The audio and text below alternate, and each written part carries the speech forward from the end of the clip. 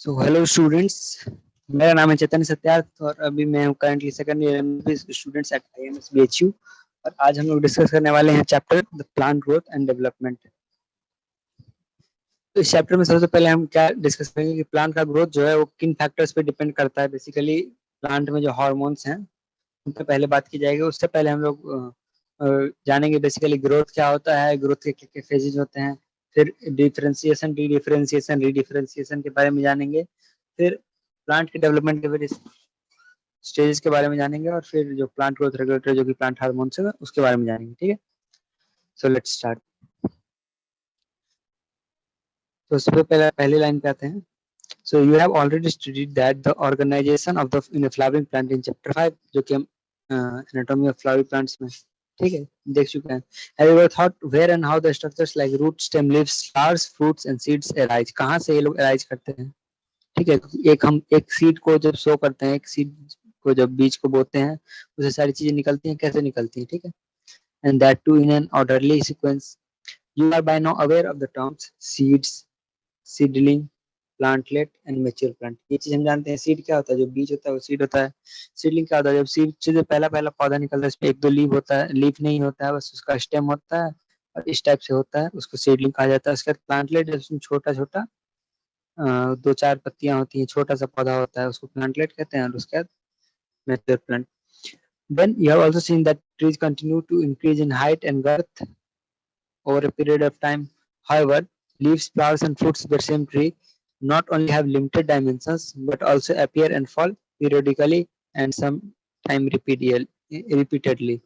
ठीक है, मतलब क्या समझे कि जो ट्री का लेंथ है, गर्थ है, वो हमेशा बढ़ते रहता है, लेकिन फ्लावर्स फ्रूट्स जैसे कुछ पेड़्स हैं उसमें ग्रोथ कंटिन्यूअस नहीं होता, बल्कि कुछ समय पे होता है फिर बंद हो जाता है, वो डाई कर देते हैं। ठीक, अब क्या बोल रहा है कि why does vegetative phase precede flowering in a plant?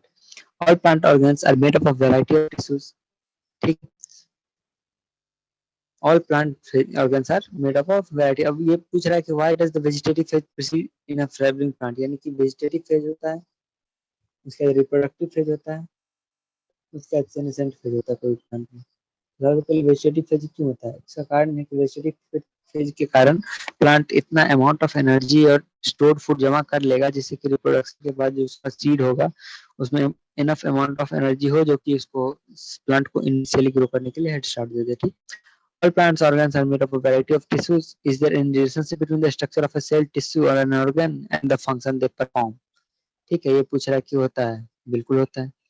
Can the structure and function of these be altered? क्या स्ट्रक्चर और फंक्शन जो है डिफरेंट टिश्यूज का अल्टर किया जा सकता है? और can the structure and function of the और all the cells of the plants are descendant of the zygote.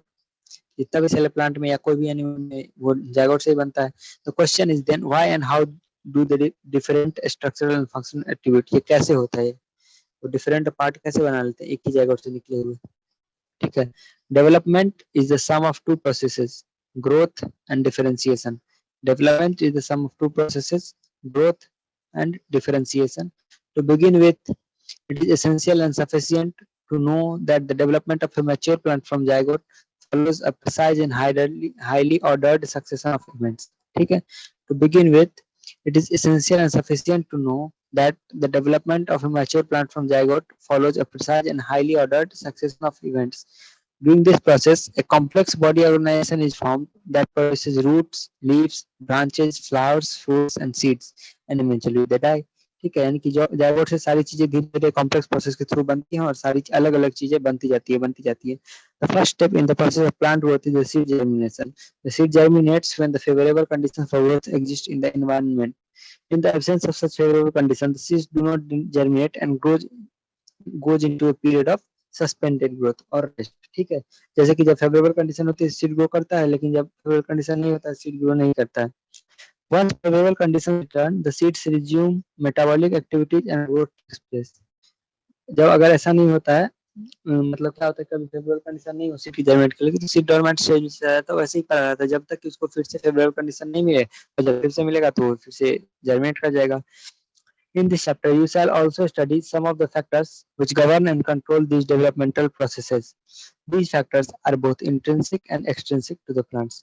यानी कि प्लांट का जो डेवलपमेंट है ना सिर्फ एक्सटेंसिक बल्कि इंट्रिंसिक फैक्टर्स पे भी डिपेंड करता है. एक्सटेंसिक फैक्टर जैसे लाइट, टेम्परेचर एक्सेट्रा थे. The factor which govern and control the process, these factors are both intrinsic and extrinsic to the plant. ठीक है. देखो, growth is regarded as one of the most fundamental and conspicuous characteristics of the living being. ठीक है. मतलब growth जो है almost सारे living being में होता है और वो लिविंग बीइंग किस टाइप का ग्रोथ होता है, इंटरनल ग्रोथ होता है. ठीक है. अब देखो ग्रोथ क्या है, तो ग्रोथ का डेफिनेशन यहाँ पे दिया है. Growth can be defined as an irreversible permanent increase in size of organ or its parts or even an individual cell. Generally, the growth is accompanied by metabolic processes that occur at the expense of energy. ठीक है. For example, expansion of leaf एक growth है. Then how would you describe swelling of a piece of wood when it plant? अब बोलो कि बोल रहा है कि ऐसे अगर कोई चीज का साइज बढ़ जाना ग्रोथ है, तो कोई चीज को पानी में डाल देते हो लकड़ी के पीस को, तो वो भी फूल जाता है, स्वेल हो जाता है, तो वो ग्रोथ क्यों नहीं है? क्योंकि वो ग्रोथ एक्सट्रिंसिक फैक्टर के कारण से थोड़ा उसमें पानी जो है अंदर चला गया, इसी कारण हो गया. ठीक है. वो उसका नेचुरल मेटाबॉलिक प्रोसेस के थ्रू ग्रोथ नहीं हुआ है. ठीक है. इसलिए वो ग्रोथ नहीं है, उसको प्रोसेस कहते हैं इम्बाइबेशन. इम्बाइबेशन कहते हैं. ठीक. Plant growth is generally indeterminate. इसका मतलब क्या हुआ? इसका मतलब क्या हुआ? क्योंकि प्लांट का ग्रोथ इनडिटर्मिनेट है, मतलब प्लांट जो है ना अनलिमिटेड ग्रो करते रहता है. प्लांट जो है वो अनलिमिटेड ग्रो करते रहता है. ठीक. और ये क्यों होता है? This ability of the plants due to the presence of meristems जो कि सर्टेन लोकेशंस पर होते हैं. The cells of such meristems have the capacity to divide and perpetuate. ठीक है. जो मेरिस्टेम के सेल होते हैं वो डिवाइड करते हैं और सेल परपेचुएट करते रहते हैं. The product however soon loses the capacity to divide and such cells make up the plant body. ठीक है. मतलब क्या होता है कि जैसे प्लांट है, इसके कुछ पार्ट्स जैसे ये प्लांट का एपेक्स पार्ट है, यहाँ पे एपिकल मेरिस्टेम होगा. अब एपिकल मेरिस्टेम है, इसके पास क्या है, जीवन पर्यंत इसके पास डिवाइड करने की कैपेसिटी होगी. ये बार बार सेल्स डिवाइड करेंगे. ये सेल है, ये सेल मान लो डिवाइड करके दो सेल बना दिया, तो उसमें से क्या हुआ, अब ये एक सेल इसका परमानेंट मान लो बन गया और एक सेल ऐसे डिवाइड करते रह जाएगा. ठीक है. अब ये सेल परमानेंट बनकर अपना फंक्शन चेंज कर दिया और डिवाइड करने की कैपेसिटी लूज कर दिया और प्लांट का कोई बॉडी पार्ट बना दिया. ऐसे ही होता है प्लांट में ग्रोथ. ठीक. This form of growth, wherein new cells are always being added to the plant body, the activity of meristem is called open form of growth. Open form of growth क्या होता है? जब new cell जो है always being added. ठीक है. Always being added, हर समय जो है नए नए सेल्स ऐड होते रहेंगे प्लांट में, यानी कि उसका ग्रोथ का ऑपोजिट हमेशा ओपन रहेगा. What would happen if the meristem cells ceases to divide? Does this ever happen? कभी ऐसा कोई कंडीशन आएगा जब मेरिस्टेम सीज कर जाएगा डिवाइड करना? हाँ, जब कुछ इन्फेक्शन हो या कुछ ऐसी चीज हो, जब प्लांट सिंजेंट स्टेज में पहुंच जाए तो हो सकता है. In earlier classes, you have studied about the root apical meristem and the shoot apical meristem. ठीक है. रूट एपिकल मेरिस्टेम और शूट एपिकल मेरिस्टेम के बारे में कब पढ़े थे? एनाटॉमी ऑफ फ्लावरिंग प्लांट्स में. You know that they are responsible for primary growth of the plants. Primary growth क्या होगा? जो प्लांट जो इनिशियली ग्रो करता है लेंथ में, उसको कहते हैं प्राइमरी ग्रोथ. सेकेंडरी ग्रोथ क्या करता है? जो जो प्लांट जो ऐसे इस तरह से गर्थ में इंक्रीज करता है, विड्थ में इंक्रीज करता है, उसको बोलते हैं सेकेंडरी ग्रोथ. तो प्राइमरी ग्रोथ के लिए क्या होता है? एपिकल और रूट और शूट मेरिस्टेम, यानी एपेक्स पे जो रूट शूट एपिकल मेरिस्टेम और रूट एपिकल मेरिस्टेम, ये रिस्पांसिबल होते हैं. ठीक है. And principally contribute to the elongation of plants along the axis. You also know that dicot plants and gymnosperms, the lateral meristem. कौन सा मेरिस्टेम? Lateral meristem. फिर vascular cambium और cork cambium. Lateral meristem, vascular cambium और cork cambium जो life में बाद में आते हैं वो क्या करते हैं? वैस्कुलर कैम्बियम जैसे यहाँ पे ये लोग क्या करते हैं? गर्थ इंक्रीज करते हैं. ये क्या करते हैं? Increase the girth of the organs. ठीक है. इसको कहा जाता है सेकेंडरी ग्रोथ. इसको क्या कहता है? Secondary growth. हम लोग क्या पढ़े? ग्रोथ दो टाइप का होता है प्लांट में, एक प्राइमरी ग्रोथ, एक सेकेंडरी ग्रोथ. प्राइमरी ग्रोथ में क्या क्या दो चीज होते हैं? Shoot apical meristem, root apical meristem. Secondary growth किसके कारण होता है? वैस्कुलर कैम्बियम, कॉर्क कैम्बियम और लेटरल मेरिस्टेम. ठीक है. इसके कारण होता है. नेक्स्ट चीज, ग्रोथ इज मेजरेबल, यानी कि ग्रोथ इज मेजरेबल. ठीक है. इसका मतलब क्या हुआ कि जो प्लांट का ग्रोथ है वो सेलुलर लेवल पे प्रिंसिपली जो होता है consequence of increase in the amount of protoplasm. Cellular level पे क्या होता है, कोई भी ग्रोथ क्यों होता है, क्योंकि प्रोटोप्लाज्म बढ़ रहा है। Since the increase in protoplasm difficult to measure directly, one generally measure some quantity which are more or less proportional to it. ठीक है, क्योंकि सेल का प्रोटोप्लाज्म का इंक्रीज तो हम लोग बैठेंगे नहीं नापने के लिए। Growth is therefore measured by variety of parameter, जैसे कि increase in fresh weight, dry weight, length, area, volume और सेल नंबर। ये सब क्राइटेरिया किसका है, ग्रोथ का। You will find it amazing now that how a single maize fruit apical meristem can give rise to more than 17,500 new cells per hour। एक cell जो है मेज का रूट एपिकल मेरिस्टेम का, वो इतना सारा sales per hour divide divide करके जन्म दे सकता है। राइट सेल्स इन वाटरमेलन में increase in the body, increase in the size, मतलब उसका साइज बढ़ जाएगा, इतना से इतना बड़ा हो जाएगा, इससे भी काफी बड़ा, 3.5 लाख गुना बड़ा। ठीक है। In the former growth is express as increase in cell number, जबकि दूसरे वाले में increase in cell size. while the growth of pollen tube is measured in terms of length, increase in surface area denotes the growth in a dosimetry। तो बता सकता है कि length में, सरफेस एरिया में, वॉल्यूम में, साइज में, number में, ये सब चीजें ग्रोथ होती हैं। ठीक, अभी तक हमको ग्रोथ का क्या क्या प्रॉपर्टी पता चला। ग्रोथ का क्या होता है, पहला इरिवर्सिबल होता है, दूसरा ग्रोथ के टाइम पे क्या होता है, एनाबॉलिज्म ज्यादा होगा कैटाबॉलिज्म से, तीसरा कि प्लांट का ग्रोथ मेजरेबल होता है, प्लांट का ग्रोथ मेजरेबल होता है, चौथा ग्रोथ के लिए किस चीज की रिक्वायरमेंट होती है, एनर्जी की रिक्वायरमेंट होती है। दूसरा प्लांट ग्रोथ के अदर फीचर्स, कि प्लांट का ग्रोथ क्या होता है, प्लांट ग्रोथ पहली बात तो ओपन होता है। ठीक है, यानी कि हमेशा वो होते रहेगा, न्यू सेल जो है थ्रू द लाइफ ऐड होते रहेंगे होते रहेंगे होते रहेंगे। ठीक है। उसके बाद प्लांट का ग्रोथ इनडिटर्मिनेट भी होता है, वही बात है, इनडिटर्मिनेट की इंफिनिटी तक उसका सेल डिवाइड करते ही रहेगा मान लो। तीसरा प्लांट ग्रोथ लोकलाइज होता है, ऐसा नहीं कि हर जगह पे ग्रोथ होगा, क्योंकि बाकी cells of the majority of the cells of the plant क्या होते हैं, परमानेंट हो जाते हैं, और मोस्ट ऑफ द सेल्स तो डेड सेल्स रहते हैं जो स्टेम में रहते हैं वो। ठीक है, तो उनमें ग्रोथ नहीं होता है। तो बेसिकली ग्रोथ जो है एक लोकल एरिया पे होता है, वहां से दूसरी जगह पे सेल्स माइग्रेट करते हैं। तो कौन सा है, मेरिस्टेम पे, मेरिस्टेम पे कौन सा, shoot apical meristem, root apical meristem, lateral meristem, intercalary meristem, यहाँ पे हो सकता है। ठीक है। उसके बाद प्लांट में जो डिफरेंशिएशन होता है, जो डिफरेंशिएशन होता है वो भी लोकलाइज होता है। यही सूट में एपिकल मेरिस्टेम से अगर फ्लावर बनना होता है तो फ्लावर बन जाता है, डिपेंडिंग अपॉन कि किस पार्ट पे वो मेरिस्टेम प्रेजेंट है। ठीक है, अगर ये मेरिस्टेम रूट के पास प्रेजेंट है, रूट वाला चीज बनेगा, ये मेरिस्टेम यहाँ प्रेजेंट है तो इनकी कॉर्क बनाएगा, कैम्बियम कॉर्क कैम्बियम वाला अगर रहेगा तो। ठीक। अब phases of growth, period of growth is generally divided into three phase, कितना फेज, थ्री फेज, मेरिस्टेमेटिक, ठीक है, इलोंगेशन, मैच्योरेशन। ठीक है, अब देखो द रूट टिप्स के एग्जांपल से इसको हम समझेंगे। The constantly dividing cells both at the root apex and the shoot apex represent the meristematic cell. Meristematic phase में क्या होता है, मेरिस्टेमेटिक फेज में क्या होता है, कॉन्स्टेंटली डिवाइडिंग सेल्स होंगे। ठीक, कॉन्स्टेंटली डिवाइडिंग सेल्स होगा। ठीक है, इसका सेल क्या होगा, rich in protoplasm, large conspicuous nucleus होगा, सेल वाल और primary in nature, thin cell logic with abundant plasmodesmatal connection. तो ये क्या है कि ये लाइन ही याद होना चाहिए। ये जो है ना, द द सेल्स इन, मतलब जो मेरिस्टेमेटिक रीजन का, जो मेरिस्टेमेटिक जोन है सेल का, उसका सेल का क्या फीचर है कि the cells are rich in protoplasm, large conspicuous nucleus, cell wall जो प्राइमरी का नेचर का होगा, उसमें थिन सेल लॉजिक वाल होगा विद एबंडेंट फूड रिजर्व। ठीक। ठीक। नेक्स्ट, द सेल्स प्रॉक्सिमल, यानी कि जस्ट अगला जो पार्ट होगा मेरिस्टेमेटिक जोन से, उसको क्या कहते हैं, फेज ऑफ इलोंगेशन। क्या कहते हैं, phase of elongation.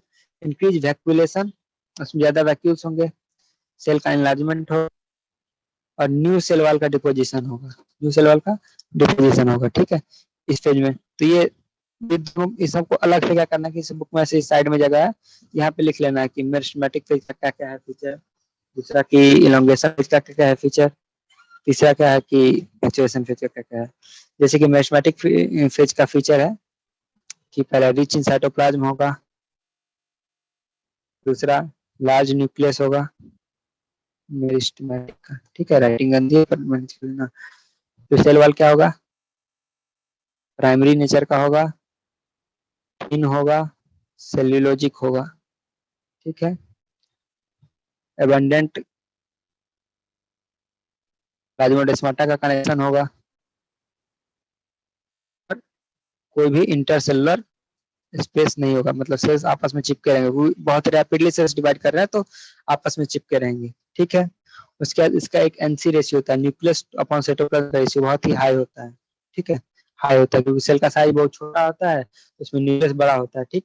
Zone of elongation, elongation zone के क्या क्या फीचर्स होते हैं, सबसे पहले इंक्रीज वैक्यूलेशन होगा, वैक्यूल्स बढ़ जाएगा, उसके बाद क्या होगा, increase cell enlargement, cell enlarge हो जाएगा, न्यू वॉल का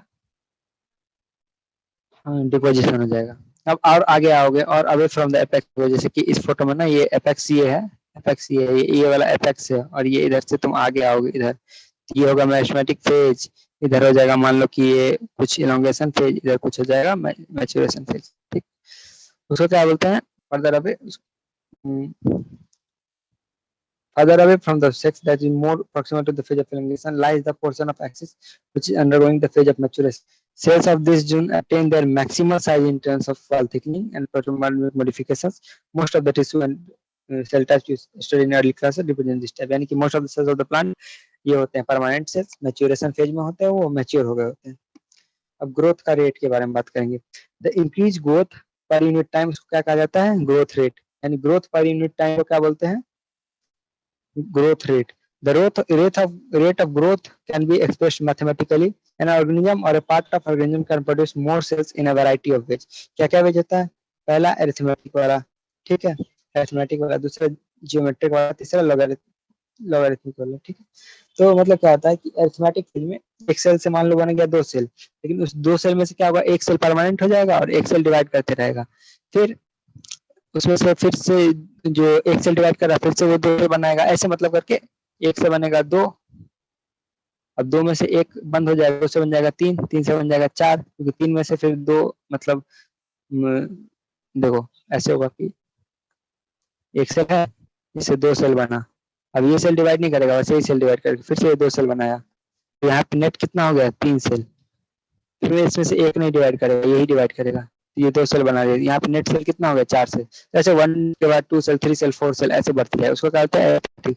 दूसरा क्या होगा, जिसमें दोनों सेल जो है डिवाइड करेंगे, तो उसको कहेंगे ज्योमेट्रिक। लेकिन ऐसा नहीं है, कुछ प्लांट्स में ज्योमेट्रिक फेज होता है और कुछ प्लांट में एरिथमेटिक होता है। एक्चुअली में क्या होता है कि जो प्लांट का जो इनिशियल जो वो होता है, इनिशियली जो डिवाइड करता है जो छोटा सा प्लांट जल्दी जल्दी, तो उसमें ज्योमेट्रिक फेज होता है, लेकिन बाद में क्या आ जाता है उसमें, बाद में एरिथमेटिक फेज से प्लांट ग्रोथ करता है। The growth rate may show an increase that may be arithmetic or geometrical. In arithmetic growth, the following a mitotic cell division, only one daughter cell continues to divide, while the other differentiates and matures. ठीक है, यही बात हम बताए हैं अभी। The simplest mathematic is exemplified by root elongation at a constant rate. एक constant rate पे root का elongation और लंबाई बढ़ रहा है, कि रोज एक एक सेल ऐड हो रहा है, मान लो रोज नहीं मतलब हर सेकंड, तो एक एक सेंटीमीटर, एक एक मिलीमीटर ऐसे धीरे धीरे धीरे धीरे बढ़ते जाएगा, तो है अरिथमेटिक फेज। इसका ग्राफ बनाएंगे तो क्या ऐसा आएगा, लीनियर ग्राफ आएगा, लीनियर कर्व आएगा। ये सब नीट में आता है कि अरिथमेटिक फेज का क्या होता है, ये वाला इंपॉर्टेंट है, इसको याद करना है, ठीक। नेक्स्ट नेक्स्ट क्या है कि ज्योमेट्रिकल ग्रोथ में क्या होता है। ज्योमेट्रिकल ग्रोथ में क्या होता है, इनिशियल ग्रोथ जो होता है स्लो होता है and increases rapidly thereafter. Initial growth होता है वो स्लो होता है, बाद में बहुत ज्यादा तेज हो जाता है, ठीक है। Here, both the progeny cells following mitotic division retain the ability to divide and continue to do so.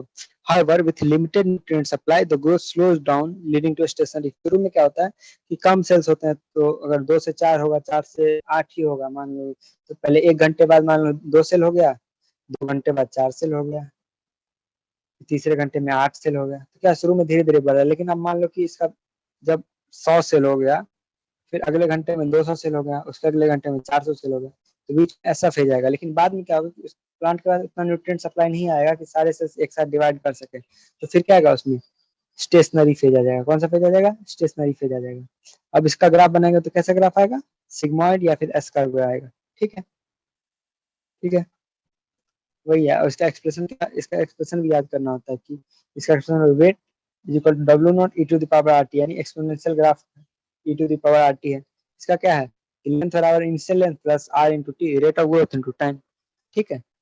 Here R is the relative growth rate and also the measure of ability to of the plant to produce new plant material, refers to as efficiency index.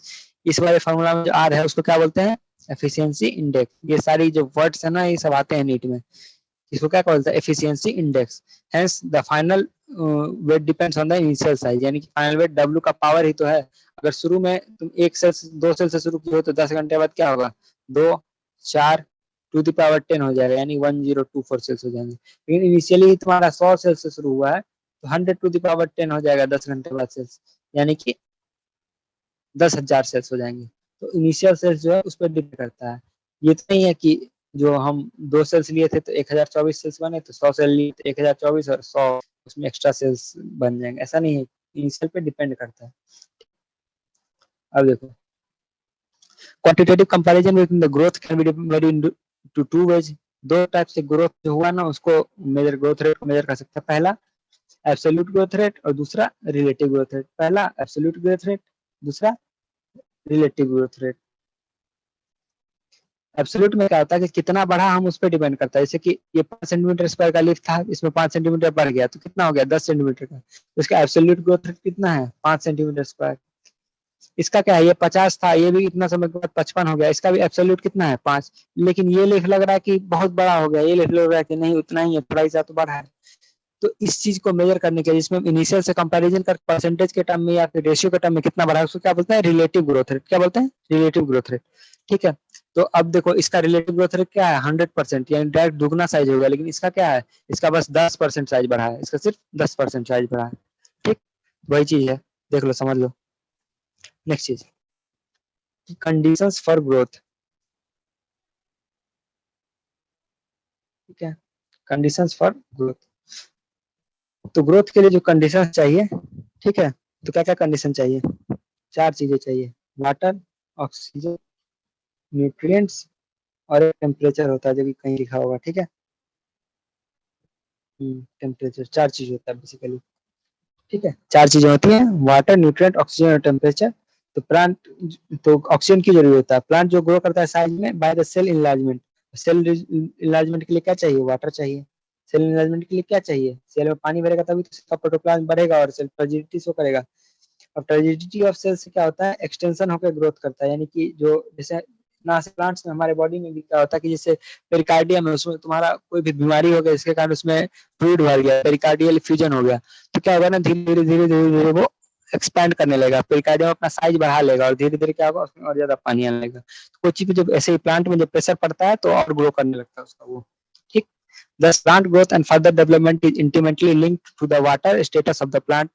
Plant growth and further development is intimately linked to the water status of the plant. Water also provides the medium for enzymatic activities needed for the growth.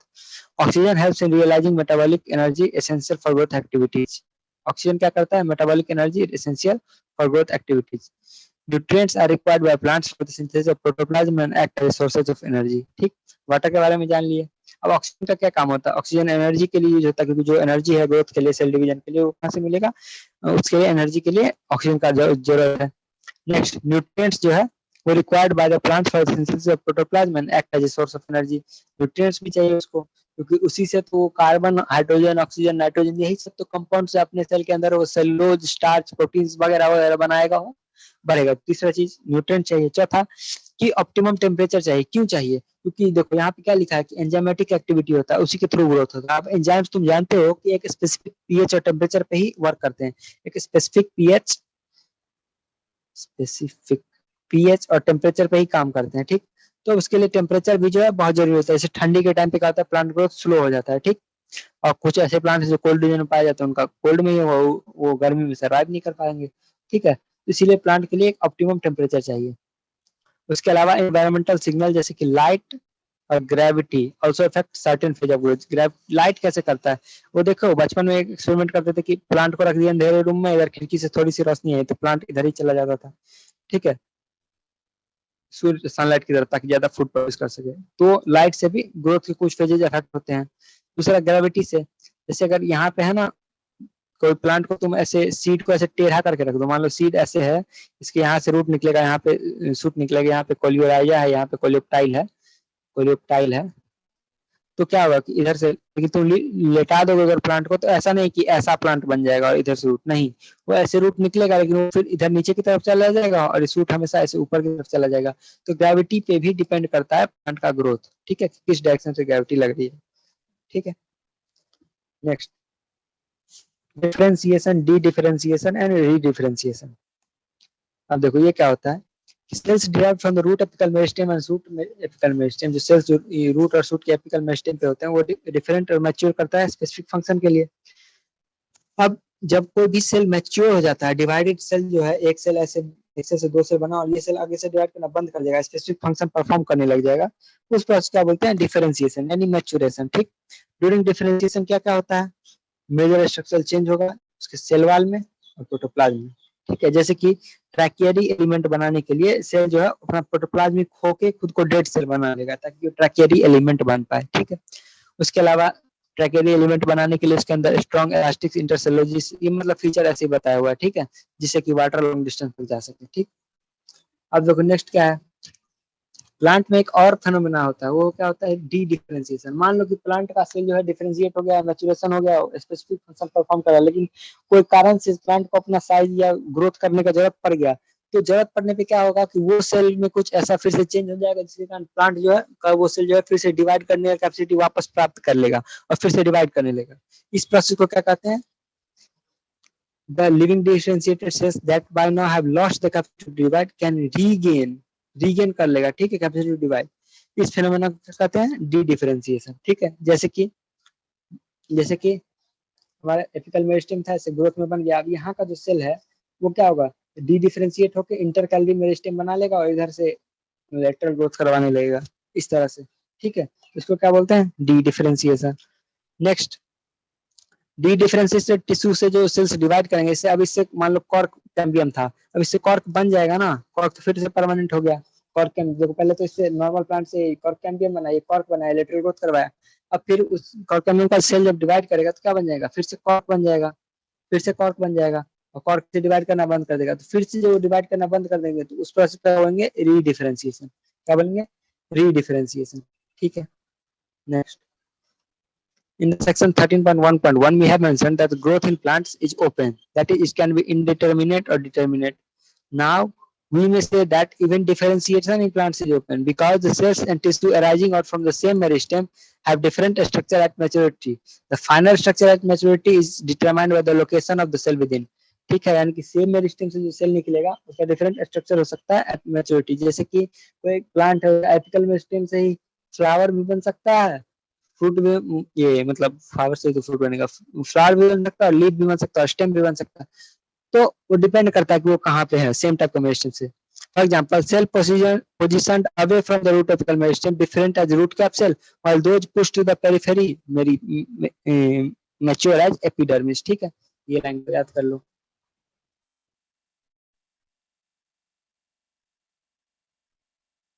Next, next क्या है, development.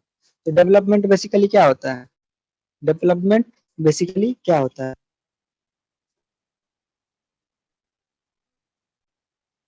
Development होता है growth plus maturation plus senescence. इन तीनों चीज को जब एक picture में देखते हैं किसी प्लांट के रिस्पेक्ट में, तो उसको बोलते हैं डेवलपमेंट ऑफ द प्लांट, ठीक है।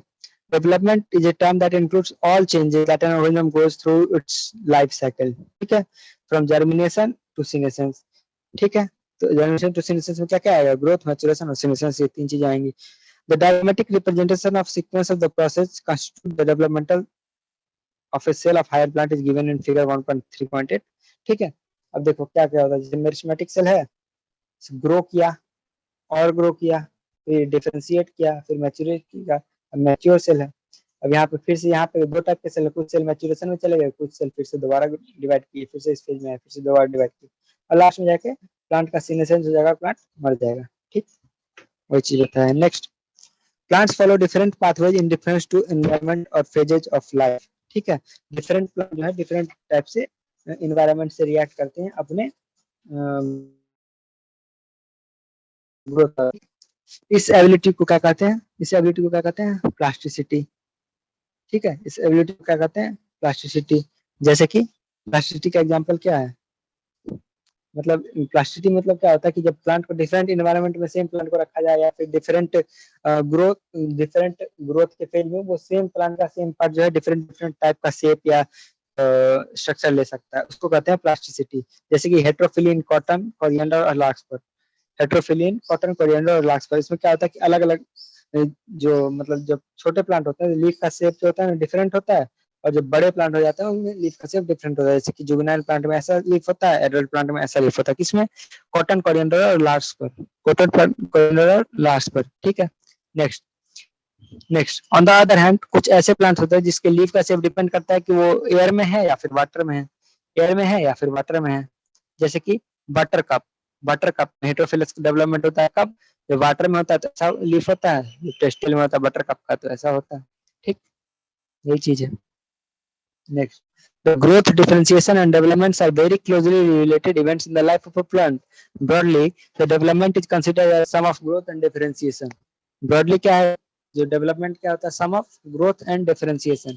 Development in plants is under the control of intrinsic factor और एक्सट्रिंसिक फैक्टर, तो हम लोग जानते ही हैं, ठीक है। इंट्रिंसिक फैक्टर में क्या होगा? हार्मोन्स, डीएनए वगैरह वगैरह, और एक्सट्रिंसिक फैक्टर में क्या होगा? लाइट, टेम्परेचर, ठीक है। द फॉर्मल बोथ इंट्रासेलुलर और इंट्रासेलुलर फैक्टर जैसे केमिकल, और लेटर में क्या होता है? Light, temperature, water, oxygen, nutrient etcetera, ठीक है। अब प्लांट ग्रोथ रेगुलेटर के बारे में पढ़ेंगे जो कि इस चैप्टर का मेन क्रक्स है, ठीक। तो क्या होता है प्लांट ग्रोथ का रेगुलेटर के लिए? कुछ हमारे पास केमिकल सब्सटेंस है जिनके बारे में हम पढ़ेंगे। सबसे पहले उनके कुछ कैरेक्टरिस्टिक्स पढ़ेंगे, फिर उनका डिस्कवरी कैसे हुआ ये पढ़ेंगे, उसके बाद डिफरेंट जो है ऑक्सिन, जिब्रेलिन, इन सब के बारे में हम अलग अलग से उनके बारे में डिटेल्स पढ़ेंगे, ठीक। चलो शुरू करते हैं। The plant growth regulators are, क्या होता है प्लांट ग्रोथ? स्मॉल होगा, साइज में स्मॉल होगा, सिंपल मॉलिक्यूल्स होगा, सिंपल मॉलिक्यूल होगा जैसे कि सिंपल सा एसिड, सिंपल सा सॉल्ट ऐसा होगा, ठीक है। And diverse chemical composition, they could be indole compounds. Indole compounds कौन सा होता है? आइए, एडेनिन डेरिवेटिव्स। एडेनिन डेरिवेटिव कौन सा होता है? Kinetin, purine, N6 phosphoryl amino purine. Kinetin जो होता है हार्मोन, वो होता है N6 फॉस्फोरिल अमीनो प्यूरिन, ठीक है। उसका डेरिवेटिव कैरोटीनॉइड जैसे कि एब्सिसिक एसिड। ये तो ये सब याद होना चाहिए किसका कौन डेरिवेटिव है, ठीक है, ठीक है, ये सब याद होना चाहिए। टर्पीन्स और gases, plant growth regulator are variously describe plant growth substances. Plant growth regulator को plant growth substances, plant hormones या फिर फाइटो हार्मोन्स ये भी कहा जाता है किताबों में, ठीक है। तो अब यहाँ पे लिख लेते हैं पीजीआर क्या क्या हो सकते हैं plant growth regulators. Indole compound जैसे कि इंडोल एसिटिक एसिड। दूसरा एडेनिन डेरिवेटिव, एडेनिन डेरिवेटिव इसमें क्या आएगा? N6 phosphoryl amino purine. ये सब अपने बुक में भी तुमको लिखना है साइड में, ठीक है, तभी याद होगा। उसके बाद तो कैरोटीनॉइड हो सकता है, कैरोटीनॉइड हो सकता है जैसे कि एब्सिसिक एसिड, ठीक है, या फिर टर्पीन्स हो सकता है, टर्पीन्स हो सकता है जैसे कि जिब्रेलिक एसिड, ठीक है, या फिर गैस हो सकता है जैसे कि इथाइलिन, ठीक है। नेक्स्ट, अब देखो पीजीआर जो है दो ग्रुप का होता है। कौन से दो ग्रुप का होता है? एक जो ग्रोथ को प्रमोट करेगा और एक ग्रोथ को इनहिबिट करेगा, ठीक है। One group of PGR involve in growth of the growth promoting activity, ठीक है, जैसे कि cell division, cell enlargement, pattern formation, tropic growth, flowering, fruiting and seed formation, ठीक है। तो इस टाइप का जो होगा उसको क्या बोलेंगे? Plant growth promoter, plant growth promotion. इसमें कौन कौन सा आएगा? ऑक्सिन, जिब्रेलिन और साइटोकाइनिन आएगा। कौन कौन सा आएगा? ऑक्सिन, जिब्रेलिन और साइटोकाइनिन, ठीक है।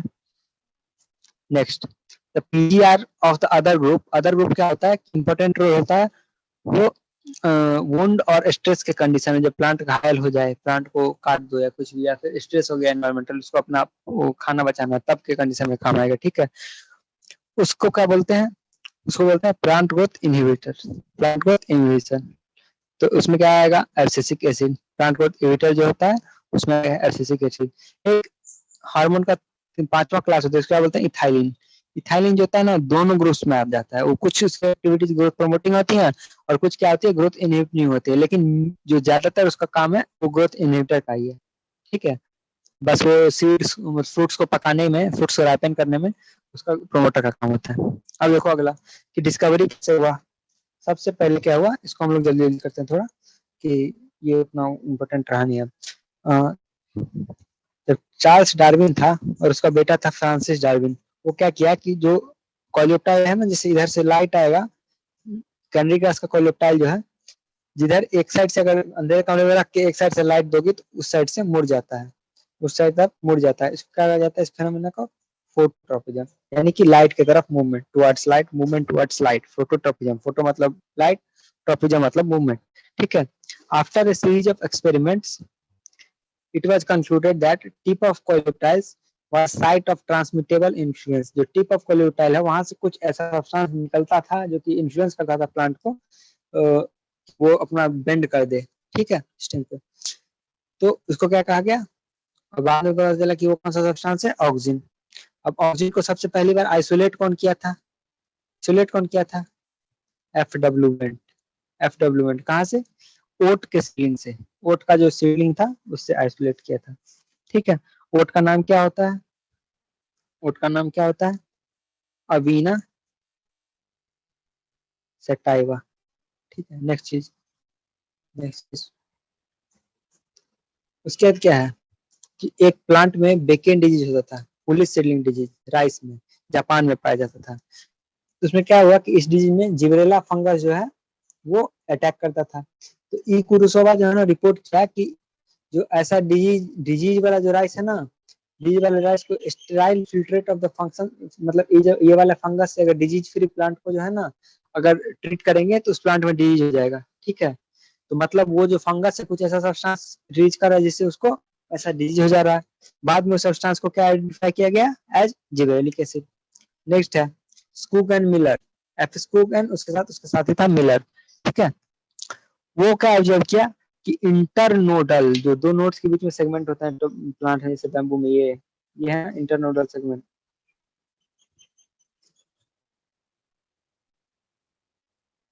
जो इंटरनोडल सेगमेंट है ये, तो internodal segment of tobacco stem of a callus proliferated only if in addition to oxygen उसमें एक और सब्सटेंस डाला जाता था। वो सब्सटेंस क्या क्या हो सकता था, extract of vascular tissue, yeast extract, coconut milk या फिर डीएनए। ठीक है, चार चीज। यानी कि वैसे कैलस जो है, callus undifferentiated mass of the वो होता है टोबैको, इस तरह का था जो भी था। वो तभी ग्रो करता था जब उसके साथ में ऑक्सीजन के साथ एक सब्सटेंस डालते थे, या तो extract of vascular tissue, yeast extract, coconut milk या फिर डीएनए। बाद में मिलर क्या पता लगा है कि ये सब्सटेंस जो है ना साइटोकाइनेसिस को प्रमोट करता था। किस चीज को, साइटोकाइनेसिस को प्रमोट करता था। ठीक है। और उस सब्सटेंस को क्या बोला गया, काइनेटिन। सब्सटेंस को क्या बोला गया, काइनेटिन। और वो सब्सटेंस बाद में कौन से फैमिली का पाया गया, साइटोकाइनिन फैमिली का। मेजोरिटी ऑफ वो कहाँ पाया जाता है, वो चीज के डीएनए में। जैसे कि डीएनए डाला या फिर कोकोनट का मिल्क, कोकोनट का मिल्क मतलब क्या होता है, कोकोनट का पानी। वो बेसिकली क्या होता है कि उसमें भी बहुत सारा न्यूक्लियस होता है, और उस न्यूक्लियस में क्या होगा, डीएनए होगा। ठीक है। न्यूक्लियर एंडोस्पर्म होता है, वो तुम लोग पढ़े होगे एंटोमी वाले चैप्टर में। ठीक। During the mid 1960s, 3 independent researchers reported, क्या रिपोर्ट किया, 3 इंडिपेंडेंट रिसर्चर, कि जो कुछ केमिकल सब्सटेंसेस ग्रोथ को इनहिबिट कर देते हैं। उनका नाम क्या क्या था, तीन थे तो तीन का नाम होगा, इनहिबिटर बी, एब्सिसिन 2 और डॉर्मिन। तीन अलग अलग साइंटिस्ट अलग अलग मतलब सेम ही केमिकल को आइडेंटिफाई किया। ठीक है। और बाद में क्या पता चला कि वो जो है आइडेंटिकल है केमिकली, और उसका नाम, उस ग्रुप का नाम एब्सिसिक एसिड रख दिया गया। ठीक है। तीनों का नाम याद रखना जरूरी, inhibitor B, abscisin 2 and dormin. H Cousins confirmed the release of volatile substances from the ripened oranges that hastened the ripening of stored unripened bananas। ठीक है। बाद में क्या था कि एक और साइंटिस्ट आए 1910 में, कजिन्स नाम के। उन्होंने क्या देखा कि जो पके हुए ऑरेंज जो है ना, और पके हुए ऑरेंज के साथ कच्चा बनाना रखती है, क्या देखेंगे, पके हुए ऑरेंज से कुछ सब्सटेंस रिलीज हो रहा है जो कि कच्चा बनाना को पका दे रहा है। बाद में उस सब्सटेंस को एक गैसियस प्लांट को रेगुलेटर, जिसको इथाइलिन कहा जाता है, उसके द्वारा आइडेंटिफाई किया गया। ठीक है। अब effects of the plant growth hormones पढ़ेंगे। क्या पढ़ेंगे, effect of the plant growth hormones.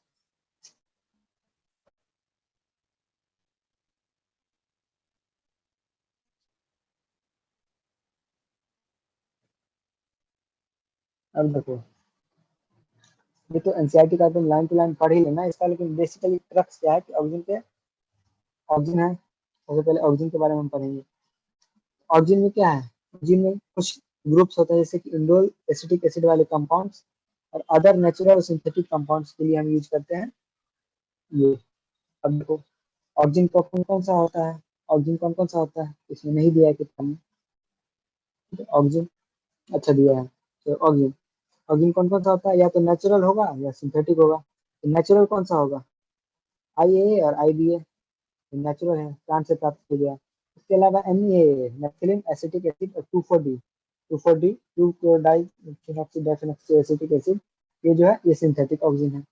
ये ऑक्सीजन के बारे में पता चला कि दो टाइप का ऑक्सीजन है, ठीक है। नेक्स्ट, ऑक्सीजन का काम क्या क्या होता है, 7 काम होता है। Initiate rooting in stem cuttings, ठीक है। उसके बाद promote flowering, prevent fruit and leaf drop at early stages, but promote the same in older mature। यानी कि छोटा प्लांट में क्या करेगा, पत्ता और फल गिरने से रोकेगा, लेकिन जो मैच्योर हो जाएगा तब उसको प्रमोट कर देगा, ठीक है। चौथा, चौथा कि मतलब फिजिकल डोमिनेंस, यानी कि जो ऑक्सीजन है ना वो कहाँ से निकलता है पता है, अभी तुम जस्ट पढ़े हो कि कोलियोप्टाइल से वो एफडब्ल्यू निकाला था। तो मतलब ये सूट एपिकल मेरिस्टेम में पाया जाता है। तो क्या पाएगा कि अगर कोई प्लांट का सूट एपिकल मेरिस्टेम को हटा देना, काट देना, तो क्या होता था वो झाड़ टाइप का बन जाता था, लंबा नहीं हो पाता था प्लांट, चौड़ा हो जाता था, झाड़ बन जाता था। तो उसका क्या दिमाग लगाया गया कि यहाँ पे सूट से ऑक्सीजन निकलता है, तो सूट को काट दिए, सूट एपिकल मेरिस्टेम को, तो वहां से ऑक्सीजन नहीं निकल पा रहा है, प्लांट इलोंगेट नहीं हो पा रहा है। तो ऑक्सीजन क्या करेगा, अगर ऑक्सीजन प्रेजेंट है नेचुरली तो क्या करेगा, एपिकल डोमिनेंस करवाएगा, ठीक है। वो एपिकल बर्ड का तो ग्रोथ करवाएगा, लेकिन लेटरल बर्ड जो है लेटरल ग्रोथ को प्रिवेंट करेगा, इसको कहा जाता है एपिकल डोमिनेंस। नेक्स्ट क्या है, वही है कि रिमूवल ऑफ सूट टिप्स, उसको क्या कहा जाता है, decapitation usually results in the growth of lateral birds, जिससे कि झाड़ बनाया जाता है कोई प्लांट का, सजावट वाले प्लांट का या फिर टी प्लांटेशन का। दूसरा, ऑक्सीजन इंड्यूस पार्थिनोकार्पी। पार्थिनोकार्पी क्या होता है, सीडलेस प्लांट, सीडलेस प्लांट का, जैसे टमाटर सीडलेस टमाटर बना देगा, ठीक है। इंड्यूस पार्थिनोकार्पी इन टोमेटो। फिर 2,4-D क्या होता है, वीड किलर होता है। अब वीड किलर कैसे होता है कि ये मोनोकॉट प्लांट्स को जो है इफेक्ट नहीं करता है, लेकिन डाइकॉट प्लांट्स को मार देता है, ठीक है। तो सेलेक्टिव वीड किलर हो गया। उसके अलावा ऑक्सीजन क्या कर सकता है, सातवां काम, जाइलम डिफरेंशिएशन। तो यहाँ पर किताब में क्या करना है, जाइलम का 7 काम लिख लेना है। पहला काम क्या करता है, इनिशिएट फ्लावरिंग इन स्टेम कटिंग, फ्लावरिंग नहीं sorry routing, initiate rooting in stem cutting. दूसरा क्या होगा कि प्रमोट फ्लावरिंग। तीसरा क्या होगा, अब सबका एग्जाम्पल बिल्कुल में कौन से प्लांट में फ्लावरिंग करवाता है, पाइनएप्पल में, ठीक है। तीसरा क्या होगा कि जो ये फल डोंगा। चौथा क्या होगा कि prevent leaf drop and fruit drop at early stage but promote the same at later stage. पांचवा क्या होगा कि पार्थिनोकार्पी करवा देगा टमाटर में, पार्थिनोकार्पी करवा देगा टमाटर में। छठा क्या होगा, 4-D एक वीड किलर है, डाइकॉट को नहीं मारेगा, सॉरी डाइकॉट को मार देगा, डाइकॉट वीड किलर है, मोनोकॉट को नहीं मारेगा। सातवां क्या है, जाइलम डिफरेंशिएशन में हेल्प करता है, ठीक, ये हो गया। नेक्स्ट क्या है हमारे पास, जिबरेलिन। नेक्स्ट क्या है हमारे पास, जिबरेलिन।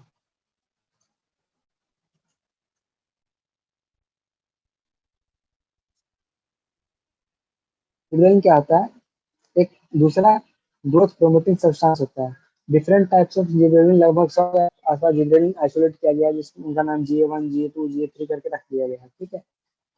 और कहाँ से आइसोलेट किया गया, फंजाई से और हाई प्लांट से, फंजाई से और हाई प्लांट से आइसोलेट किया गया है, ठीक है। GA3 जो है सबसे पहला था, one of the first gibberellin जिसको डिस्कवर किया गया, और अब तक वो मोस्ट वाइडली यूज अभी भी है, और स्टडी भी उसको बहुत ज्यादा किया गया है। अब देखो सारा GA क्या है, नाम ही है जिबरेलिक एसिड, एसिडिक होगा, टर्पीन से बना हुआ है। और क्या है, they produce a wide range of physiological response, wide range of physiological मतलब बहुत सारा काम करवाता है प्लांट में, जैसे कि increase in the length of axis, increasing the length of axis. अब देखो क्या है कि ऐसे प्लांट का एक्सिस है, इस पे फ्रूट लगेगा।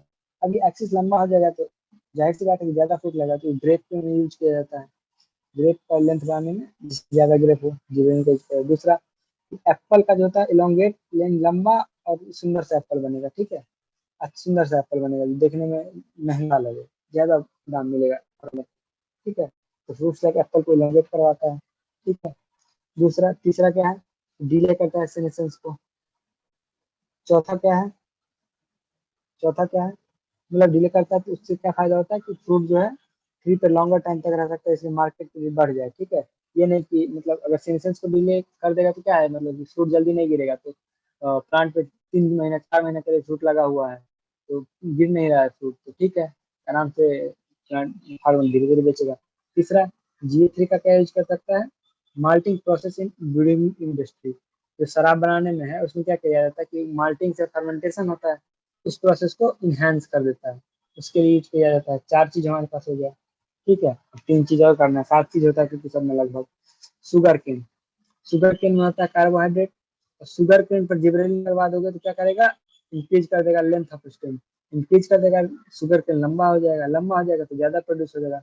तो 20 टन पर एकड़ तक शुगर का यील्ड इंक्रीज कर सकता है, किसमें, शुगर केन में। ये 5वां पार्ट इसका हो गया। छठा, जुबिनाइल कोनिफर प्लांट जो है उसका मैच्योरिटी पीरियड को फास्ट कर देता है, प्लांट जल्दी से मैच्योर हो गया, क्या प्लांट जल्दी से मैच्योर हो गया, छठा पॉइंट हो गया। तीसरा, सातवां सातवां पॉइंट क्या होता है, बोल्टिंग इन स्टेम कटिंग। बोल्टिंग इन स्टेम कटिंग, बोल्टिंग क्या होता है कि जो कुछ प्लांट्स होते हैं ना उसमें जो स्टेम होता है, फ्लावरिंग से जस्ट पहले इस स्टेम का लेंथ इतना से इतना हो जाएगा, बढ़ जाएगा। और कुछ प्लांट है जैसे कि बीट है, बीट में क्या हम लोग स्टेम तो खाते हैं, कैबेज में। और कुछ प्लांट जिनका रोजेज हैबिट है, जैसे रोजेज मतलब ऐसे पत्ते ऐसे रोज की तरह रहेंगे जैसे कैबेज में होता है, उस टाइप के प्लांट में स्टीम का एलोंगेशन करवा देगा। अब कैबेज का क्या है कि स्टीम लंबा होगा, मतलब कि उसमें ज्यादा पत्ते आएंगे तो बड़ा सा कैबेज बनेगा। तो ये भी 7 काम करवा रहा है ये। इसके साथ काम क्या क्या है, सबसे पहले इंक्रीज करेगा length of axis of the grape. दूसरा, एप्पल का एलोंगेशन करवा दे रहा है। सारे चीज को इधर लिख लेना आपने, यहाँ पे लिख लो, ठीक है, इस पॉइंट पे, ठीक है। तीसरा क्या कर दे रहा है, डिले कर दे रहा है जिससे मार्केट पीरियड बढ़ जाएगा। चौथा, स्पीड अप कर दे रहा है मल्टिंग इन द ग्रोइंग इंडस्ट्री। पांचवा, शुगर केन का यील्ड बढ़ा देगा 20 टन पर हेक्टेयर तक। छठा, जुवेनाइल जो है, जुवेनाइल को रिफॉर्म से अर्ली सीड प्रोडक्शन करवा देगा। और सातवां क्या होगा, बोल्टिंग करवा देगा स्टोमेटा में, सॉरी बोल्टिंग करवा देगा लीव्स में, ठीक है, बोल्टिंग करवा देगा लीव्स में। अब देख तीसरा, तीसरा प्लांट ग्रोथ में मतलब हमारा कौन सा है, साइटोकाइनिन। तीसरा हमारा है साइटोकाइनिन। साइटोकाइनिन का क्या क्या काम है, साइटोकाइनिन का क्या क्या काम है। साइटोकाइनिन को सबसे पहले डिस्कवर किया गया था, कैसे डिस्कवर किया गया था, काइनेटिन, काइनेटिन के फॉर्म में, ठीक है, जो एडिनिन डेरिवेटिव था। और कहाँ से डिस्कवर किया गया था, ऑटोक्लेव्ड हेरिंग स्पर्म डीएनए से। बेसिकली साइटोकाइनिन ग्रुप ऑफ जो हार्मोन्स होता है उसमें डीएनए ही डीएनए होता है, उसी से वो बनते हैं, ठीक है। Now kinetin does not actor naturally in plants, search for natural substances with cytokinin like activity. अब काइनेटिन को कहाँ से सर्च किया गया था, हेरिंग के स्पर्म से के डीएनए से निकाला गया था। तो काइनेटिन तो प्लांट्स में नहीं होता है, तो काइनेटिन लाइक सब्सटेंस का खोज किया गया कि प्लांट में ऐसा कौन सा सब्सटेंस है जो काइनेटिन लाइक है, ठीक है। तो उसके बाद पाया गया जियाटिन मेज कॉर्न कर्नल से, हाँ कॉर्न मेज एक ही बात है, जियाटिन फ्रॉम कॉर्न कर्नल और कोकोनट, उसमें कोकोनट मिल्क, इसमें क्या है, काइनेटिन लाइक एक्टिविटी है। और उसके अलावा इसके डिस्कवरी जियाटिन जो सबसे पहले प्लांट में डिस्कवर किया, उसका सेवरल डिफरेंट साइटोकाइनिन जो नेचुरली अगर करता है, कुछ सिंथेटिक कंपाउंड जो है वो आइडेंटिफाई कर लिया गया जो साइटोकाइनिन का काम करता है। अब नेचुरल साइटोकाइनिन कहाँ पे बनता है, ऐसे सेल्स में जहाँ पे ज्यादा डीएनए हो, ज्यादा डीएनए कहाँ होगा, जहाँ पे रैपिड सेल डिवीजन होगा। और कहाँ पे होता है रैपिड सेल डिवीजन, मेरिस्टेम के पास, जैसे कि root apices, shoot buds, young fruits, समझ गए। साइटोकाइनिन में क्या होता है, डीएनए होता है, और डीएनए कहाँ पे पाया जाएगा, जहाँ पे रैपिड सेल डिवीजन होगा। रैपिड सेल डिवीजन कहाँ पे हो रहा है, जब नया नया फ्रूट बन रहा है, या फिर shoot apical meristem, root apical meristem, buds है वहाँ पे, ठीक है। अब इसका काम क्या क्या है, इसका काम क्या क्या है, देखो इसका पहला है कि नया लीफ बनाएगा, पहला काम है न्यू लीफ। दूसरा काम है लीफ में क्लोरो, इसका साथ नहीं है इसलिए हमको उसको साथ बनाने के लिए क्या करेंगे, उसी बात को दो दो बार लिखते रहेंगे, जैसे लीफ, लीफ में क्लोरोप्लास्ट एक ही बात है लेकिन इसको हम 2 बार लिख लिया। क्लोरोप्लास्ट में लीफ करवाएगा। तीसरा, लेटरल ग्रोथ करवाएगा। ऑक्सिन क्या करवाता था, एपिकल डोमिनेंस करवाता था, ये क्या करवाता है, लेटरल ग्रोथ करवाएगा। चौथा, इथाइलिन क्या है, इथाइलिन एक गैसियस प्लांट ग्रोथ रेगुलेटर है, ethylene gaseous plant growth regulator है। तो लार्ज अमाउंट में ऐसे प्लांट कहा जाता है जो पार्ट सेनेशन कर रहा हो और राइपिंग फ्रूट्स, जो फ्रूट पक रहा हो उसमें। Influences of ethylene on plants includes, पहला horizontal growth of the seedlings, swelling of the axis and apical root formation in dicot plants। ठीक है, अब ये जो जितना चीज लिखा है उसको साइड में लिखो, साइड में लिखो, ठीक है, साइड में लिखो। क्या क्या सबसे पहला, पहला करता है सिंथेसिस, कहाँ से होता है, बाय टिश्यू अंडरगोइंग सीनेसेंस या राइपनिंग फ्रूट्स। दूसरा, इसका काम क्या क्या होता है, डाइकॉट सीड में, डाइकॉट सीड में ट्रिपल रिस्पॉन्स देता है, ट्रिपल रिस्पॉन्स देता है। ठीक है, ठीक है, ट्रिपल रिस्पॉन्स देता है। क्या क्या, हॉरिजॉन्टल ग्रोथ, जो डाइकॉट के सीडलिंग में हॉरिजॉन्टल ग्रोथ प्रमोट कराएगा। दूसरा, स्वेलिंग ऑफ एक्सिस करवाएगा। और तीसरा, एपिकल हुक का फॉर्मेशन करवाएगा, एपिकल हुक का फॉर्मेशन करवाएगा। फिर अब देखो, जानते थे इथाइलिन क्या है कि प्रोमोट भी करता है और डिले भी करता है सीनेसेंस को। तो नेक्स्ट क्या है, प्रमोट करेगा सीनेसेंस को, प्रमोट करेगा सीनेसेंस को। ठीक है, स्पेशली किसका, स्पेशली लीफ और फ्लावर का। नेक्स्ट करेगा ये, रूट को राइट करवाएगा। ठीक है, रूट को राइट करवाएगा, प्लस एक चीज होती है रिस्पायरेटरी क्लाइमेक्टिक, रिस्पायरेटरी क्लाइमेक्टिक वो करवाएगा। वो क्या आता है मैं बता रहा हूँ आपको। देखो देखो, यहाँ पे हम लोग क्या देख रहे हैं, ethylene highly effective in fruit ripening, fruit ripening करवाता है। ठीक है, पता ही है तुम लोग को। It enhances the respiration rate during ripening, ripening के दौरान क्या करता है, रिस्पायरेशन रेट को बढ़ा देता है, जिसके कारण फ्रूट जल्दी जल्दी पकते हैं। और इस इंक्रीज रेट ऑफ रिस्पायरेशन क्या कहा जाता है, रिस्पायरेटरी क्लाइमेटिक। ठीक है, नेक्स्ट, नेक्स्ट पांचवा, क्या है पांचवा। ठीक है, अब देखो, प्रमोट किया था सीनेसेंस ऑफ लीफ को, यहाँ पे क्या किया था, सीनेसेंस को प्रमोट करता है लीफ और फ्लावर के। लेकिन रूट प्लस रूट हेयर, इनका क्या करेगा, ग्रोथ प्रमोट करेगा, ग्रोथ प्रमोट करेगा। देखो, ठीक है, अभी तो ये सीनेसेंस करवा रहा था, लेकिन साथ ही में क्या करवा रहा है, सीड और बड का डोरमेंसी तोड़ेगा, या ग्रोथ प्रमोट करवा रहा है। इनिशिएट्स जर्मिनेशन इन पीनट सीड्स, स्प्राउटिंग इन पोटैटो ट्यूबर्स, ये सारी चीज याद होनी चाहिए। जर्मिनेशन इन पीनट सीड, स्प्राउटिंग इन पोटैटो ट्यूबर्स। इसका इथाइलिन से क्या होता है, रैपिड इंटरनोड इलोंगेशन होता है, जिसके कारण क्या होता है, राइस प्लांट का इंटरनोड लंबा हो जाएगा, राइस का प्लांट लंबा हो जाएगा तो पानी में डूब नहीं पाएगा पूरी तरह से। ठीक है, तो राइस प्लांट ऊपर रह जाएगा। उसके अलावा क्या होता है, रूट ग्रोथ और रूट हेयर फॉर्मेशन का फॉर्मेशन करवाता है। ठीक है, इसके अलावा ethylene is used to initiate flowering, जो फ्लावर का वो सीनेसेंस भी करवा रहा है लीफ का, लेकिन साथ फ्लावरिंग का शुरुआत जो है वो भी करवाएगा, किसमें, पाइनएप्पल में। Initiate flowering and synchronising fruit से, किसमें, पाइनएप्पल में। उसके अलावा मैंगो में फ्लावरिंग करवाएगा। ठीक है, since ethylene regulates so many physical responses, it is one of the most widely used PGR in agriculture. ठीक है, ये तो नॉर्मल सेंटेंस है। The most widely used compound as source of ethylene is ethephon. कौन सा compound use करते हैं ethylene के सोर्स के लिए, इथफॉन। इथफॉन का सोल्यूशन को प्लांट पे वो किया जाता है, स्प्रे किया जाता है, जो कि एब्जॉर्ब हो जाता है और प्लांट के डिफरेंट पार्ट पे जा जाके धीरे धीरे इथाइलिन रिलीज करता है। अब इथफॉन का क्या काम है, इथाइलिन का पढ़ लिया, अब इथफॉन का जो है कुछ काम है। जैसे कि इथेनिन क्या करता है, फ्रूट राइपनिंग, टोमेटो एप्पल में क्या करवाता है, तेज करवा देता है फ्रूट राइपनिंग।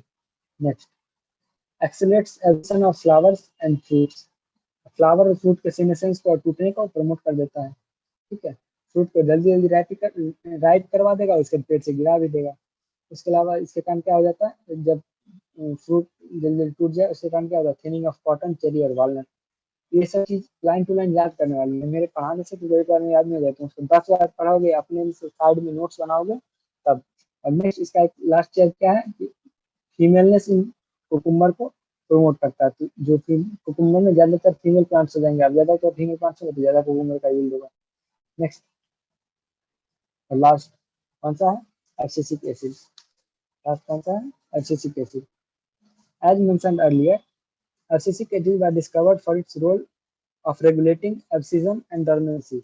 एब्सिसिक एसिड क्या कर सकता था, डोर्मेंसी और एब्सिजन को प्रमोट करता था। ठीक है, ठीक है, ये काम था एब्सिसिक एसिड का। तो क्या करेगा abscisic acid, it also has wide effect on plant growth and development. इसका क्या क्या काम है, जनरल प्लांट ग्रोथ इनहिबिटर है, इनहिबिटर ऑफ प्लांट मेटाबॉलिज्म है। तो इससे काम क्या होगा, मेटाबॉलिज्म को इनहिबिट कर देगा, यानी कि स्ट्रेस के कंडीशन में प्लांट को हेल्प करेगा। सीड जर्मिनेशन को इनहिबिट कर देगा, स्टोमेटा को बंद करवा देगा ताकि स्ट्रेस से प्लांट डील कर सके, and increase tolerance to plant to various kinds of stresses, therefore it is also called as stress hormone. क्या कहा जाता है इसको, stress hormone. ADA plays important role in seed development, maturation and dormancy, क्योंकि seed का germination prevent कर रहा है। By inducing dormancy, ADA helps to withstand desiccation and other factors unfavorable behavior। ठीक है, जब ऐसा कठिन परिस्थिति आ जाए तो प्लांट ग्रोथ को इनहिबिट करके ये प्लांट को हेल्प करता है कि वो सही से रह सके, सर्वाइव कर सके। We may summarize that for any and every phase of growth, differentiation and development of plants, one or the other PGR has some role to play. Such roles could be complementary or antagonistic। ठीक है, these could be individualistic or synergistic। यानी कि plant को regulator का क्या role हो सकता है, कॉम्प्लीमेंट्री हो सकता है, या फिर एंटागोनिस्टिक हो सकता है, या फिर इंडिविजुअलिस्टिक हो सकता है, या सिनर्जिस्टिक हो सकता है। कॉम्प्लीमेंट्री मतलब क्या है कि दो प्लांट को रेगुलेटर मिलकर सेम काम कर रहा है, या फिर एंटागोनिस्टिक एक दूसरे को अपोजिट काम कर रहा है, या फिर अलग काम कर सकता है, या फिर साथ में काम कर सकता है। ठीक है, similarly there are number of events in the life of plant, more than one PGR interact to affect the event, जैसे कि डोर्मेंसी सीड में एसिटिक एसिड, ऑक्सीजन, साइटोकाइनिन सबको का यूज होता है। ठीक है, ठीक है, एब्सिशन, सीनेसेंस, एप्कोलोमिनेंस, एप्कोलोमिनेंस के साइटोकाइन ऑक्सीजन का रोल होता है। तो ये सब चीजें बहुत सारे में इंटरेक्ट करता है। ठीक, remember the role of PGR is only one of kind of intrinsic control along with the genomic control and excessive factor. ठीक है, कि सिर्फ पीजीआर से प्लांट का डेवलपमेंट नहीं होता, उसका जेनेटिक में क्या है, कितना डेवलपमेंट होना, ये नहीं कि ऑक्सीजन डाल दोगे तो तुलसी का पौधा तार के पेड़ इतना लंबा हो जाएगा, नहीं होगा, क्योंकि उसके जेनेटिक में उतना हाइट जाना उसके जीन में कोडेड ही नहीं है। ठीक, an important role in the plant growth and development। Many of the interesting factors जैसे कि टेम्परेचर एंड लाइट जो है वो कंट्रोल करता है प्लांट ग्रोथ को। ठीक है, सम of the events could be vernalisation, flowering, ये सब हटा दिया गया, पहले बुक में था। We shall discuss the benefit and briefly the role of light and temperature on initiation of flowering। अब लाइट का जो इफेक्ट है उसको फोटोट्रोपिज्म कहा जाता है, और जो फ्लावरिंग का इफेक्ट है उसको क्या कहा जाता है, टेम्परेचर का, उसके कहा जाता है वर्नलाइजेशन। कौन सा, वर्नलाइजेशन। और फोटोट्रोपिज्म में क्या होता है कि कुछ प्लांट लॉन्ग डे प्लांट्स होते हैं और कुछ प्लांट शॉर्ट डे प्लांट्स होते हैं, कुछ प्लांट्स डे न्यूट्रल प्लांट्स होते हैं। लॉन्ग डे प्लांट्स में ऐसा पाया गया कि वो प्लांट जो है ना, मतलब उसको लंबा टाइम ऑफ सन का एक्सपोजर चाहिए, उसका ब्रीफ अमाउंट के लाइट तुम हटा दो, ठीक है, तभी वो फ्लावर कर पाएगा। फिर प्लांट्स के शॉर्ट डे प्लांट्स उनको क्या चाहिए, लॉन्ग एक्सपोजर, मतलब उसको कट ऑफ वैल्यू 12 घंटे तक उसको अंधेरापन चाहिए। 12 घंटे अंधेरा कर दोगे, उसके बाद थोड़ा सा देर के लिए लाइट दोगे, तब वो करवाएगा। तीसरा होता है डे न्यूट्रल प्लांट, जिसको कोई मतलब नहीं है। ठीक है, इससे उसके अलावा वर्नलाइजेशन क्या होता है, वर्नलाइजेशन में क्या होता है कि कुछ प्लांट्स होते हैं ना, मतलब कि उसको, उसका सीड जो है ना, जैसे कि गेहूं का सीड है वो ठंडी के मौसम में उगता है, तो उसका सीड जो ठंडी बोओगे ना, तो क्या होगा कि तभी वो होगा, मतलब उसको brief amount of cold temperature मिलेगा, तभी वो सीड अपनी डोरमेंसी से हटेगा। उसको करने के लिए हम लोग क्या करते हैं कि प्लांट को कोल्ड स्टोरेज में ले जाके सीड को पहले हम लोग खुद से आर्टिफिशियली कुछ देर के लिए ठंडा करके फिर वो कर देते हैं, नॉर्मल कर देते हैं। तो उससे क्या होता है कि प्लांट सीड जो है इनिशिएट हो जाता है जर्मिनेशन उसमें। इस प्रोसेस का बोला जाता है वर्नलाइजेशन। ठीक है, ये था बेसिकली, ये तो अभी हटा दिया गया उससे, हम लोग करेंगे।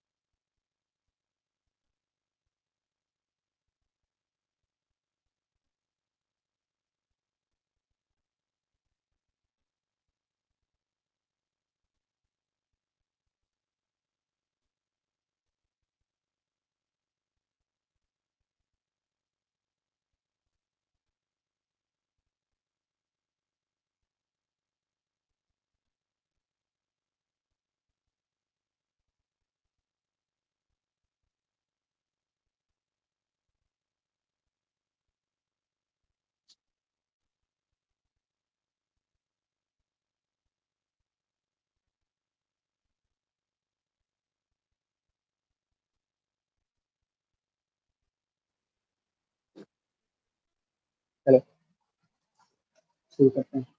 ठीक,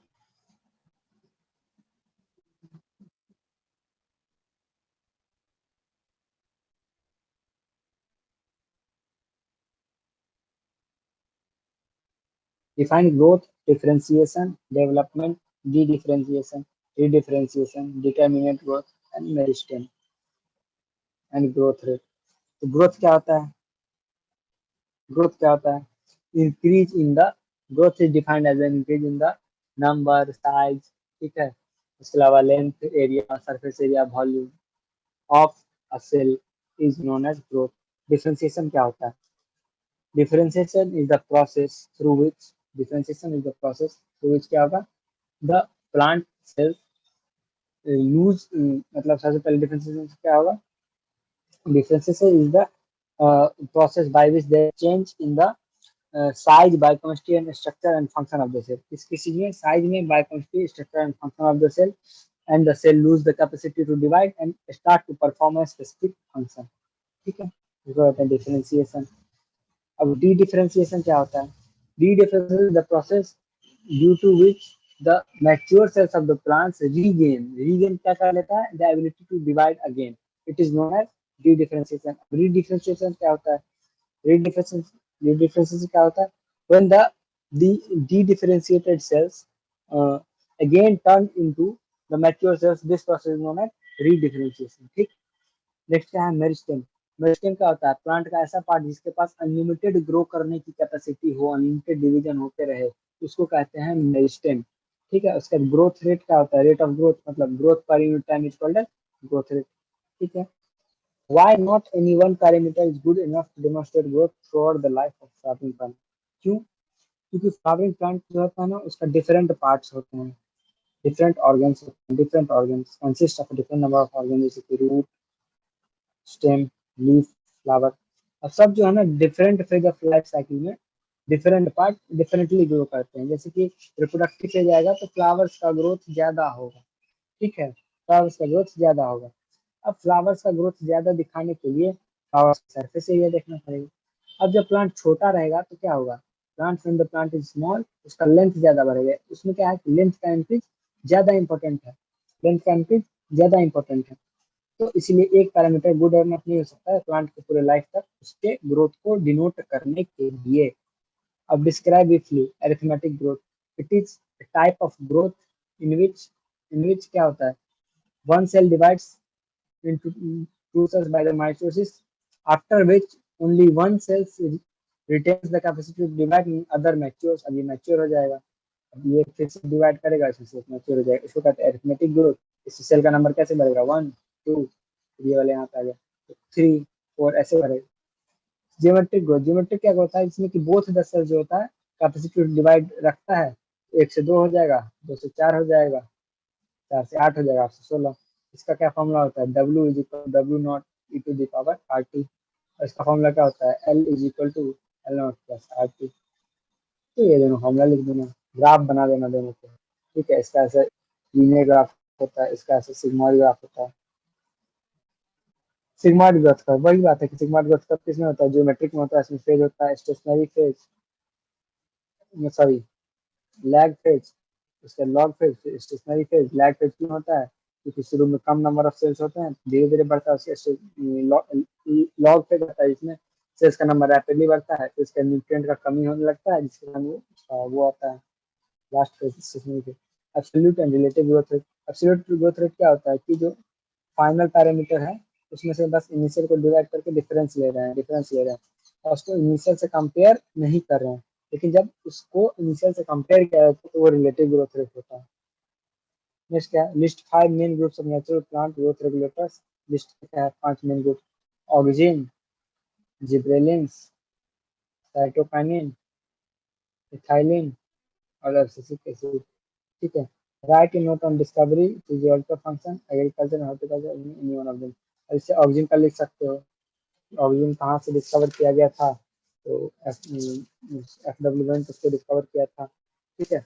FW उसको डिस्कवर किया था। उसके अलावा कोलेटाइल से पाया, coleoptile of the canary grass plant से पाया गया। उसके अलावा उसका फिजियोलॉजी फंक्शन जो साथ होता है कि इनसे protein rooting in the stem contains flowering apical dominance, उसका टोमेटो में पार्थिनोकार्पी, ये सब चीजें लिख सकते हो, ठीक। ये सारी चीजें लिख लोगे। Next, why is abscisic acid also known as stress hormone? अब इसका देखो आंसर बुक में ही दिया है। क्यों कहा जाता है एब्सेसिक एसिड को स्ट्रेस हार्मोन? क्यों कहा जाता है? क्यों कहा जाता है?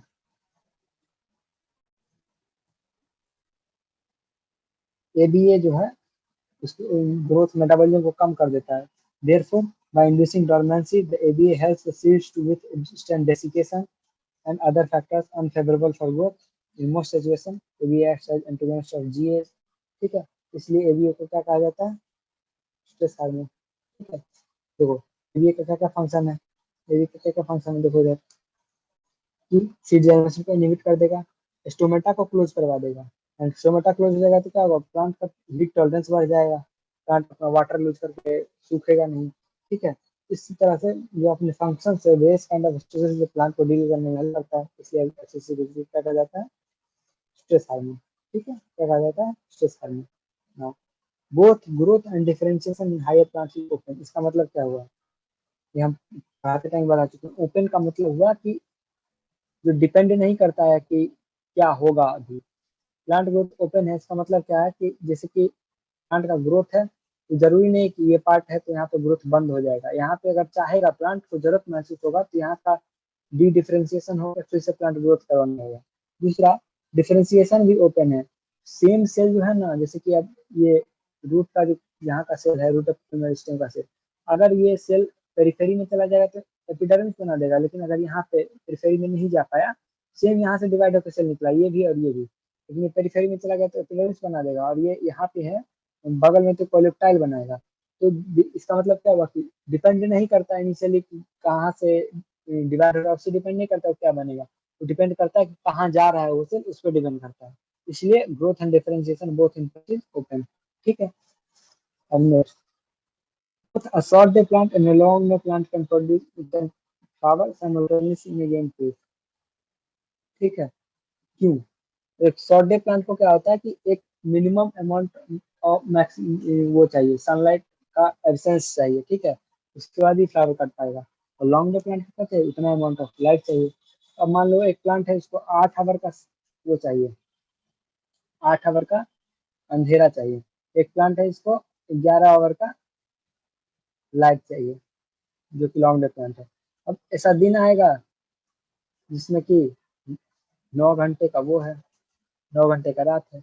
उस प्लांट को तो शॉर्ट डे प्लांट वाले को 8 घंटे का वो रात मिल जा रहा है, उसको 11 घंटे का दिन मिल जा रहा है, तो दोनों प्लांट कर सकता है। कुछ स्पेसिफिक सीजन ऐसा है जहाँ पे वो ऐसा कर सकता है। ठीक है, which of the following plant growth regulators would you use if you are asked to induce rooting in a tube? Rooting in a stem के लिए क्या करते हैं? ऑक्जिन करेंगे। टोटली राइपन ऑफ फ्रूट, इसके लिए क्या करेंगे? इथाइलिन का यूज करेंगे। Delay leaf senescence, leaf senescence कौन डिले करवाता है? कौन डिले करवाता है? साइटोकाइनिन डिले करवाता है। इंड्यूस ग्रोथ इन एक्सिलरी बड, देखो एपिकल करवाने के लिए क्या चाहिए? ऑक्सीजन चाहिए। एक्सिलरी का पूछ कर रहा है तो क्या चाहिए? साइटोकाइनिन चाहिए। Bolt bolting in eroded plant क्या चाहिए? जिब्रेलिक एसिड चाहिए। बीट कैरोजी में करवाता है। ठीक है, induce immediate stomatal closure in the, इसके लिए क्या करवाएंगे? एब्सिसिक एसिड करवाएंगे। Would a defoliated plant respond to photoperiodic cycle? अब ये देखो चीज हटा दिया गया, लेकिन क्वेश्चन डाला है। बेसिकली क्या होता है, जो प्लांट फोटोपीरियड मतलब क्या होता है कि लाइट के ड्यूरेशन से जो प्लांट में डिफरेंट डेवलपमेंट इफेक्ट होता है, उसको फोटोपीरियोडिज्म कहा जाता है। तो वो चीज का जो सेंस करता है ना प्लांट की कि कितना देर तक लाइट है, लाइट प्लांट के पास तो आंख नहीं है ना कि देखेगा, उसका जो सेंसर लगा हुआ है वो किसमें है?